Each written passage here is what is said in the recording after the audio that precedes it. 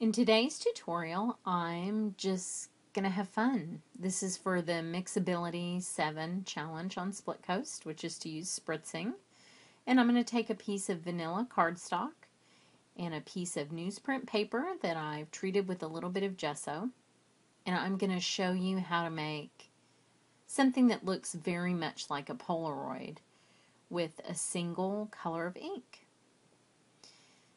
So to begin with, I line up a piece of 3.5 by 3.25 very vanilla cardstock on my grid paper. And I use the grid paper to help me position the post-it notes. So you can see here that I'm masking off exactly one grid square on the top. And on the bottom, since the bottom of a Polaroid is bigger than the other edges, I'm masking off 2 grid squares and lining up the edges of my post-it note on the graph paper. This paper is available from Stampin' Up. And then on each side, I'm also masking off 1 grid square on the sides. And what's great about these post-it notes is you can actually see through them, so you can make sure you're getting your line straight. Then I'm going to take a Stampin' sponge and some basic gray ink, and I'm just going to start filling in the area that I've masked off. Now, I saw this idea on Pinterest with the celebration set that has the Ferris wheel and the phone booth in it. And I just love the Polaroid black and white look so much. Reminded me of my childhood that I had to recreate it.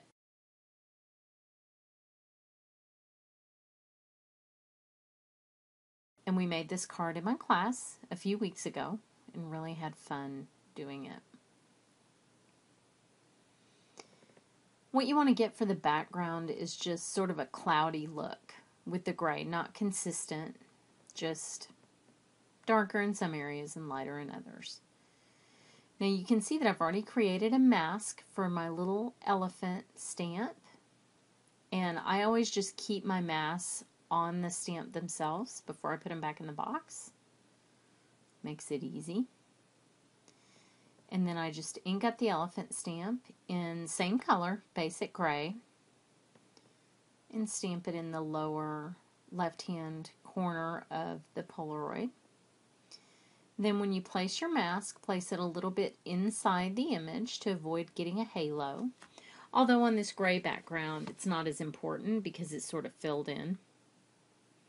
Then I'm going to take the balloon stamp. Make sure that it's totally inked up since you're stamping on kind of an uneven surface. And then stamp it on top of the elephant. By the way, this stamp set is called You're Amazing. I love the kind of vintage feel that it has with the circus images. And now that I have my images there, I'm going to take my basic gray marker and put it into our spritzer tool. Since that's the challenge, is to splatter today, I'm going to splatter with this tool. And once you get the brush tip of the marker on the spritzing end of the tool, you just tighten the little screw, press the balloon end, and that will spritz out some ink from the marker onto your project. Then you unscrew it, unless you're going to use it again right away, in which case just leave it there. And recap your marker. And now you can remove the post-it notes and expose the magic Polaroid goodness. And you can reuse these post-it notes a ton, so don't throw them away. I always just keep them in a stamp box. And there, now I have something that looks like an aged photograph of this vintage circus scene. And eventually I'm going to be putting it on this gessoed piece of newsprint designer series paper.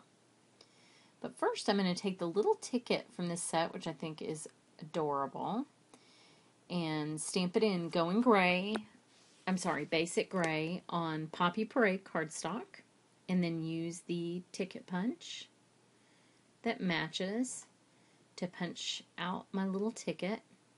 And I'm just going to repeat this a couple times so that it looks like I have a line of tickets like you would normally see if you were going to an old-timey circus, or maybe Dave and Buster's if you are a modern human being.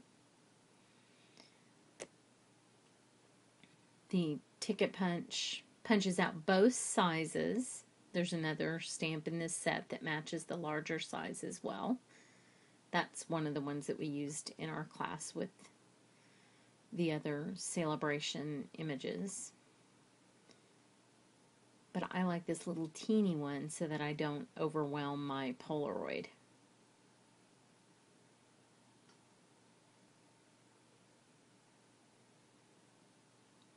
Now that I have them all punched out, the biggest challenge is not to lose them on my desk, which is what normally happens. And then I'm going to take my spritzing tool again, put the marker back in it, and I'm going to spritz the Poppy Parade matting pieces that I have for my card, and also the card base, just to give a consistency across the whole design, even on the back of the card, because it looks really fun.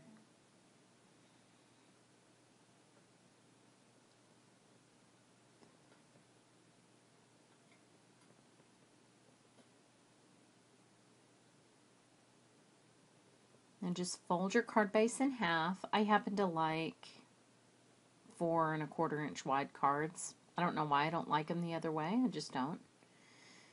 But be careful when you're folding cards to make sure that if you're going against the grain that you use the bone folder to smooth out any unevenness. My Polaroid I'm also going to mat on Poppy Parade since it's sitting on the gessoed piece of DSP. And it doesn't really stand out from that without a little color mat. So I'll just mount it on my spritzed piece of Poppy Parade. Don't judge me if it's not straight. I'm not very good at that. And then I'll take the gessoed piece of DSP, and look how different the back and the front are. With the gesso, it's so much more muted. And I'll apply my Mono Multi glue. And that's also going to help straighten out. You know, the gesso warps your paper just a little bit. And I don't ever worry about it because I almost always glue it down. And that fixes it. If you wanted to, you could iron it and that would straighten it out. But now I'm just going to put the card together. I like to have the Polaroid at a little bit of an angle. So I'll put some more glue on there and then angle it so that there's just a little bit of vanilla showing all around each edge. And that'll give me room to put my little tiny, tiny tickets on the bottom. And I'm going to make those go at the opposite angle across the bottom of the card. They're so cute. I know you can't see the detail from here, but the stamp image is just perfect for these little tickets. Oops, except they're upside down. Put them on the right side up. And you just put them end to end, and it looks like they just came off a roll of tickets.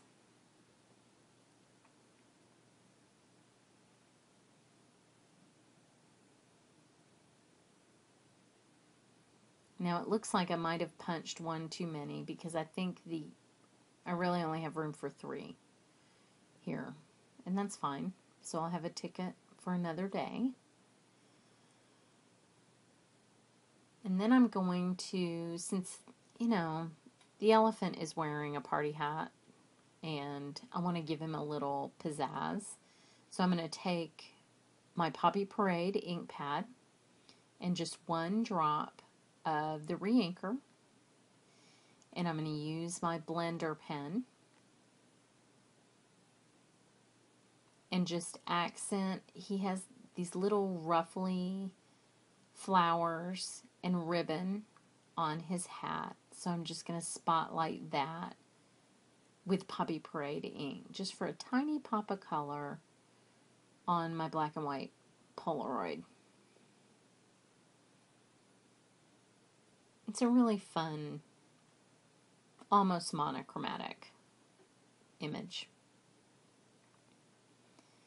Then to finish it off, I'll take a little happy birthday greeting. And again, I'm just going to use the same color, basic gray. And this is actually a retired greeting, but I love it so much. You'll have to forgive me. And I'm going to stamp it partially onto the Polaroid and partway into the image. And it just says, Happy Birthday, you old elephant. Thanks for watching.